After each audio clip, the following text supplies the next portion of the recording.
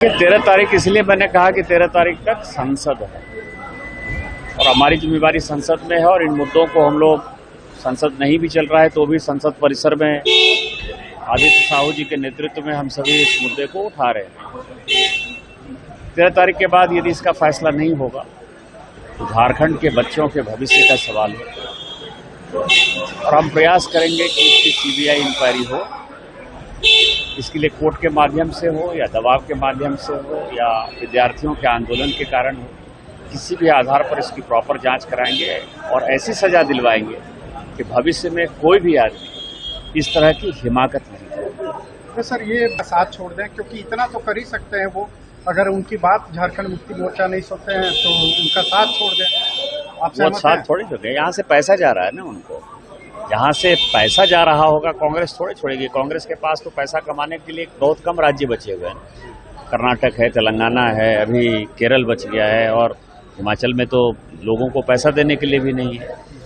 तो ये झारखंड लूट का एक बड़ा साधन है। आपको पता है कांग्रेस ने झारखंड में क्या किया, किस तरह से सरकार बनाई, किस तरह से लूट हुआ, मैं उस तथ्यों पर नहीं जाना चाहता।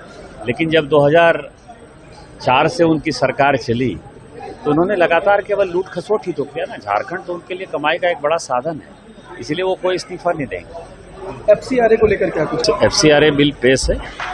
विदेश के पैसे से जहां हम खड़े हैं संथालपरना में, आपको पता है कि 1951 में यहाँ आदिवासियों का पॉपुलेशन 45% था। 2011 की जनगणना के हिसाब से वो 26-27% है और अभी जब जनगणना होगी जो चल रही है उसके हिसाब से मुझे लगता है कि 20-21% है। मुसलमान 9% थे, वो 24% हो गए थे 2011 में। आज मुझे लगता है लगभग 30% के आसपास हो गया। जो इलाका विस्थापन का शिकार है, पलायन का शिकार है, रोजगार का कोई साधन नहीं है, पीने का कोई बढ़िया पानी का व्यवस्था नहीं है, रोड बहुत बढ़िया नहीं है, उस इलाके में मुसलमान कहाँ से आए? ये जो विदेशी पैसे हैं, विदेशी पैसे में यदि आप साहबगंज चले जाएं, बड़हरवा चले जाएं, पाकुड़ चले जाएं, उधवा चले जाएं, जो सिद्धू कान्हू जिन्होंने कि 1857 की क्रांति के पहले जो है हुल आंदोलन किया, उनके गांव में चले जाएं आप, तो आप देखेंगे कि ये सभी जो है बांग्लादेश से आए हुए मुसलमान हैं जिन्होंने हमारे जल जंगल जमीन पर कब्जा कर लिया है। और मदरसों की बाढ़ है, मस्जिदों की बाढ़ है और केवल जिहादी पैदा होते हैं और उनका काम है धर्मांतरण कराना और हमारे आदिवासी भाई बहनों को जो है वो जबरदस्ती शादी करना।